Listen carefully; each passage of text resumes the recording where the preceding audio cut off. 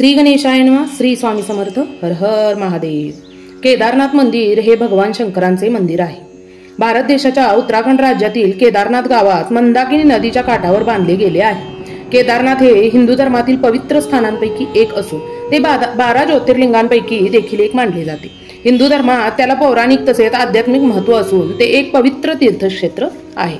महादेवांचे एकूण 12 ज्योतिर्लिंग अवतार आहेत. त्यापैकी केदारेश्वर केदारनाथ हा 5वा अवतार. नर आणि नारायण हे विष्णूंचे 2 अवतार होते. ते हिमालयात तपश्चर्या करत असताना पार्थिव लिंगाचे पूजन देखील करत. त्यांच्या भक्तीवर प्रसन्न होऊन महादेव एके दिवशी प्रकट झाले व त्यांनी उचित वर मागवायला सांगितले.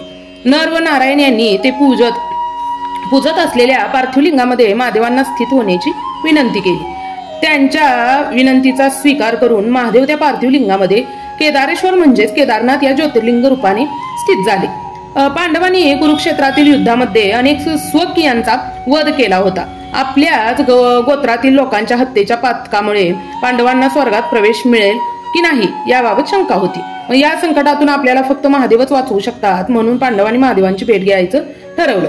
मग महादेवांना पांडव त्यांच्या भेटीसाठी काशीला येत आहेत असे समजल्यानंतर काशीतील आपला मुक्काम हलवून ते एका बैलाचे रूप धारण करून हिमालयातील गुप्त काशी या ठिकाणी गेले. काशी येथे महादेवांचे दर्शन न झाल्यामुळे त्यांच्या दर्शनासाठी पांडव हिमालयात गेले. गुप्त काशीपासून काही अंतरावर अलकनंदा नदी किनाऱ्यावरील एका पर्वतावर त्यांना एक नंदीबैल दिसला व पांडवांनी महादेवांना ओळखलं.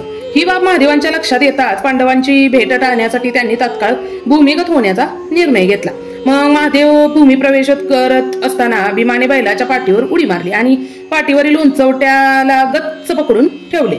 बैलाचे उर्वरित शरीर धरतीमध्ये गेले पण पाठीवरील उंच भाग व शिंड बैलाच्या पाठीच्या आकाराच्या शिळेमध्ये रूपांतरित झाला व त्या ठिकाणी महादेव केदार स्वरूपी ज्योतिर्लिंगांमध्ये स्थित झाले.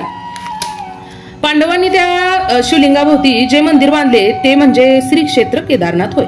8व्या शतकामध्ये आदि शंकराचार्य यांनी केदारनाथ मंदिराचा जीर्णोद्धार केला व आज अस्तित्वात असलेले मंदिर त्यांनी बांधले.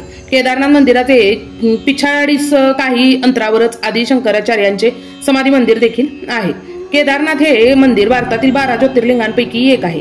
तसेच ते उत्तराखंड येथील पंच केदार पांडव भेट टाळण्यासाठी महादेवांचे बैलांचे रूपांतील उर्वरित 4 भाग ज्या ठिकाणी पडले ते ठिकाण.